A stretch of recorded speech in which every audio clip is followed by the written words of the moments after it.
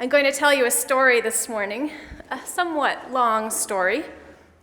It has some sad parts in it, but hang in there with me. It's a good one, and you're going to remember it for a long time. Once upon a time, actually in 1990, there was a guy named B.J. Miller, who was a student at Princeton. He was a sophomore, majoring in foreign relations and dreaming of one day working in China. When he wasn't studying, he sometimes did the kinds of things college students are notorious for in this country, like going out drinking on a weeknight. It was a Monday night when he and his friends went out, and something happened that could never be undone. It would change the course of his life and eventually the courses of other people's lives, too. Miller and his friends had been drinking for hours when, around 4 a.m., they got the munchies and left the bar to hit an all-night convenience store for some sandwiches. While they were out, they noticed a commuter train parked nearby and decided to climb it, just for kicks. Miller went first. He doesn't remember what happened next, but his friends saw it. It happened just as soon as he got to the top of the train, a current of electricity arcing from the train's rooftop equipment over to the watch on his left wrist, and down through his body, and down his legs, and out his feet. When his friends reached him, and I shudder to think of them clambering up onto that same top of the train with that electrically charged equipment, when his friends reached him, his feet were smoking. He woke up several days later, totally out of it, at the St. Barnabas Medical Center in Livingston, New Jersey. Thinking he was dreaming, Miller climbed out of bed and tried to walk across the room on those badly destroyed feet. That's when the pain hit him. This is the worst part. In the following days, the doctors amputated both of his legs below the knee. The day they scheduled the amputation of his arm, that was the hardest. His doctors still weren't sure he was even going to survive, but Miller didn't know that. He was concerned with what kind of life he would have, about whether he would still be himself or who he would be. Miller says, "Hands do stuff. Your foot is just a stinky, clunky little platform." He hadn't been able to have visitors because the burn unit was a sterile environment, but the day of his arm's amputation, a group of friends and family, about a dozen of them, lined the hallway as he was wheeled through to surgery, just to catch a glimpse of him, just to let him know that they were there and that they cared. Their presence made an impression on him. He was afraid he might be unlovable just then. He had made what must have seemed to all the world like a really stupid mistake. It was costing him so much. It was costing them too, and he wasn't going to be able to fix it. But here they are, he remembers thinking, proving I am lovable, even when I can't see it. On his way out of surgery, he opened his eyes and saw his mother. She had caught polio as a child and had been in a wheelchair ever since, all Miller's life. "Mom," he told her as he passed by, "now you and me have more in common." If this sounds like a really positive reaction to his situation, Miller is quick to say he was definitely not in a good mental space. Not only that, his hospital room was windowless. One day he heard there was a blizzard outside, and knowing he couldn't see it deepened his feeling of isolation. But he was at least open to finding whatever he could grasp onto for hope. When a nurse smuggled a snowball into that antiseptic unit, he held it as it melted. He allowed himself to experience a sense of awe that he was part of a universe with snowballs in it. In a TED Talk he would deliver years later, he described it as a moment of rapture. Rapture, joy, enthusiasm, a feeling of being transported. He experienced rapture along with everything else he was feeling. It was something. When he was released from the hospital, it took about a year before he was able to return to school. With 2 prosthetic legs and a prosthetic arm, he got around campus on a golf cart with a poorly behaved service dog by his side. Miller switched his major from foreign relations to art history, a major notorious for inspiring dread in parents of college students. I am the parent of 2 college students. What kind of job can you get with a degree in art history? But it helped. In dark lecture halls, Miller and his classmates looked at slides of ancient sculptures. I'll bet you can picture an ancient sculpture in your mind, even if you've never taken an art history class. Got an image in your head? Famous among humanity, the sculptures were monumental, beautiful, moving, and most of them were missing noses, arms, legs, or ears. They were all very chipped and worn. The damage time had inflicted on these statues, the wounds they had acquired in the course of their lives, were considered part of their profound beauty now. I'll bet when you pictured one, some damage was part of the image that came to your mind. The statues are revered as perfect art, and yet no one living today has ever seen one whole. Miller saw himself in those statues' changed forms. They were fellow amputees. He observed that Western medicine does not see bodies the way art does. From the perspective of Western medicine, Miller says, there was an aberrant moment in your life, and with some help, you could try to get back to what you were, or approximate it. Medicine uses words like disability and rehabilitation to describe a fallen or lesser state and its treatment.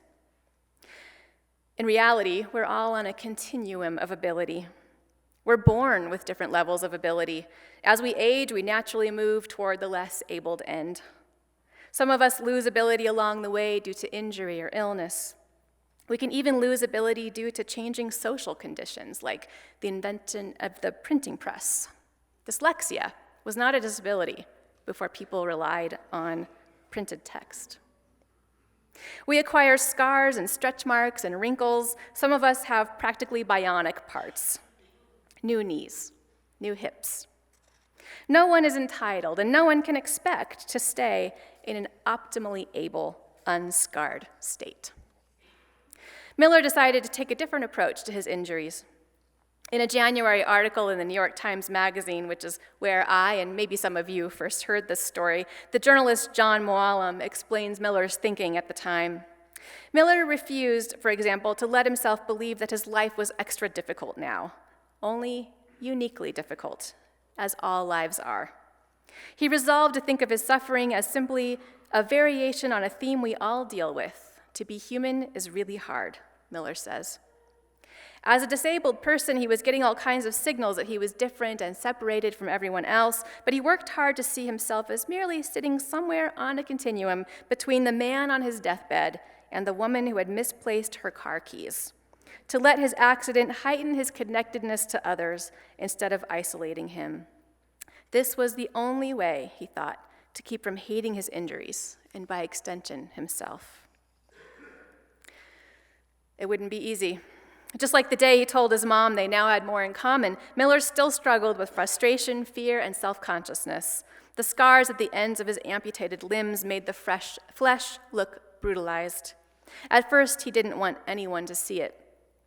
But he gradually went from the usual sock-like covering that doctors offer amputees to actual socks. Plain socks at first, and then happier socks with bright patterns. Until one day he gave up the socks altogether. Next, the ugly foam coverings came off the prosthetic limbs. The prosthetics had a kind of architecture. Maybe it shouldn't hide. Kind of like our sanctuary building. When you look at our sanctuary building and the social hall next to it from Carlisle, you see steel beams on the exterior. This new building echoes and complements the style of the old one, in which the building's strength is not covered up with softer exterior materials, but it's exposed, it's put on display to be admired in its own right. Miller took a page from this kind of architecture. He decided to let the strength and design of his prosthetic limbs be seen. Eventually, he was accepted into medical school. What a different perspective he must have brought to those classes. He found his way into palliative care, a specialty in which providers focus on improving the quality of life for people with serious illness. And then Miller went on to become the executive director of Zen Hospice in San Francisco.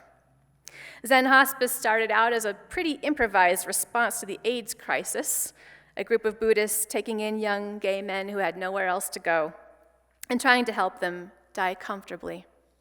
Today, Zen Hospice is a thought leader in end-of-life care, encouraging all of us to see death as a part of life, a part of being human and not just a medical event, or worse, a medical failure. At Zen Hospice, patients are people. They can come and go, eat cookies, drink Bud Light, and smoke cigarettes if that's their thing.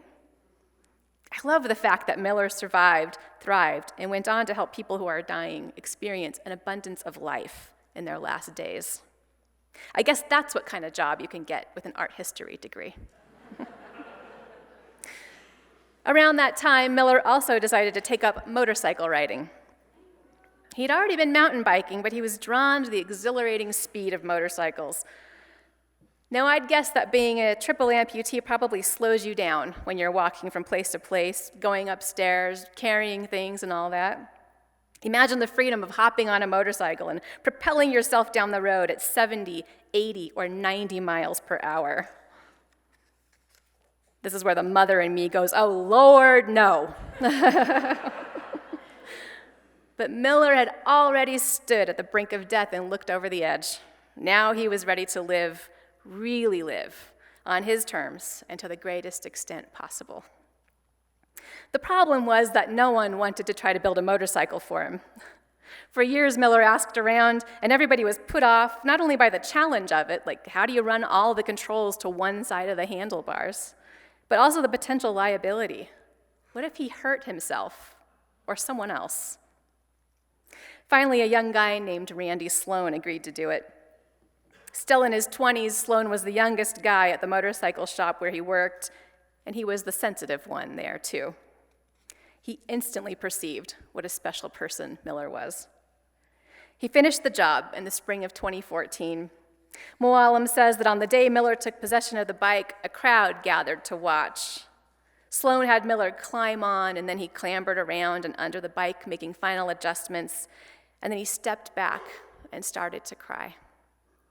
Miller was tearing up under his helmet too, but he didn't drag things out. He started that engine, said thank you, and streaked down the alleyway at the back of the shop. Everybody applauded as they watched him disappear down Valencia Street very fast, but with a pronounced, unsettling wobble.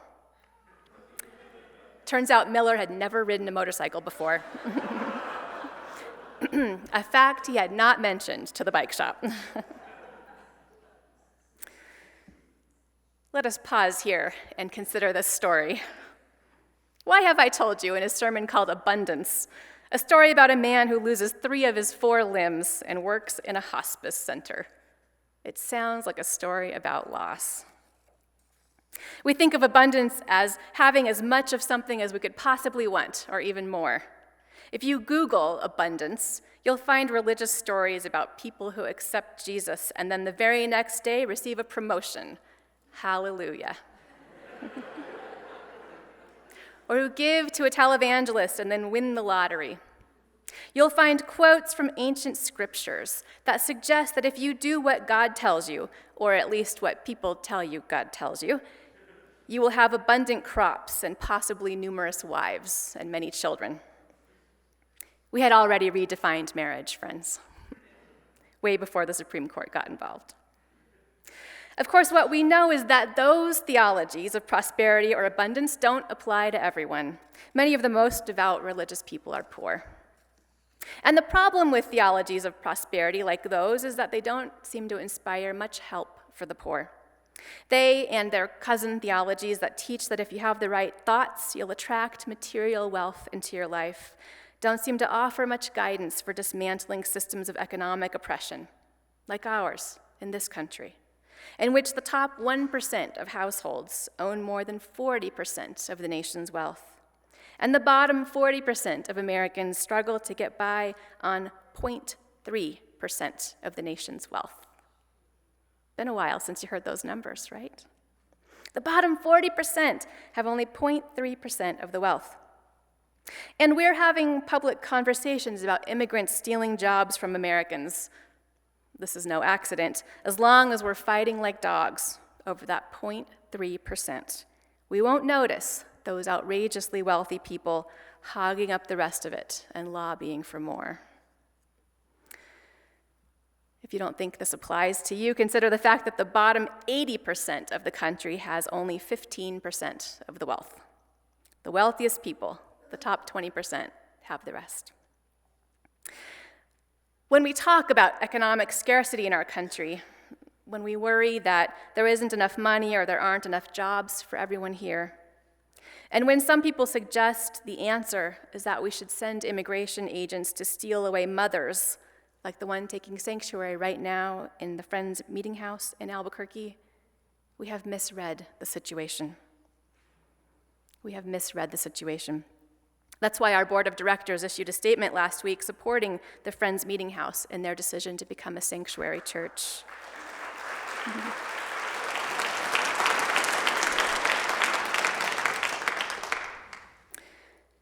But this isn't a sermon about economics. It's a sermon about abundance. We tend to conflate financial success with abundance. We think if we have financial success, we will have abundance, but they are not the same thing. Let me tell you, I have known wealthy people who believed they were broke, who had that anxiety despite six-figure incomes and nice homes. Wealth does not equal abundance.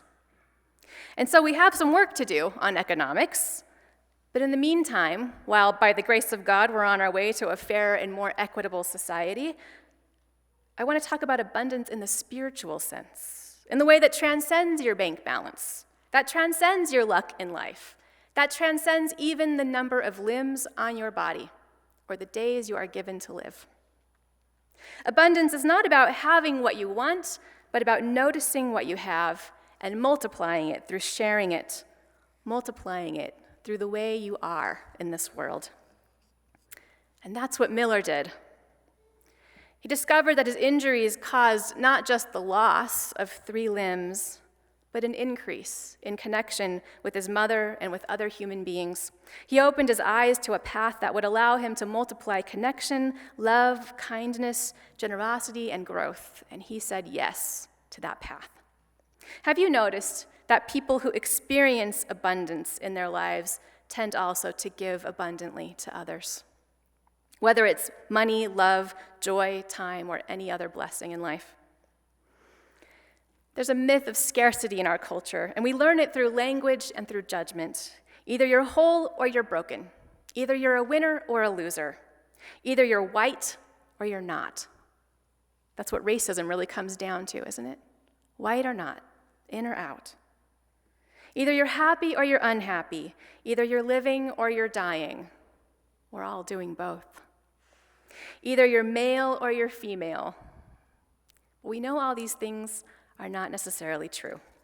We know that this kind of binary either-or scarcity thinking creates sadness within us and division among us. What are you struggling with right now? Health? A relationship? Politics? Concern for the pain of this world?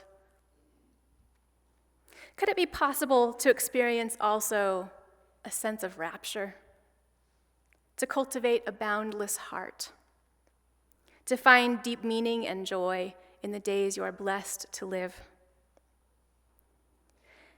I invite you to begin by accepting deeply that you are enough, that you have what you need already within you and around you, that your life is rich with abundance in its own right, that you have more than enough meaning, beauty, love, time, and resources, and that you are deciding every day whether to notice them and where to spend or share them. Will you join me in a spirit of prayer one more time this morning? O source of love and wisdom, source of life, great mystery, help us to see the overflowing abundance of our lives, the abundance of all creation in which we live and are interdependent. Help us to see the overflowing love, generosity, and meaning.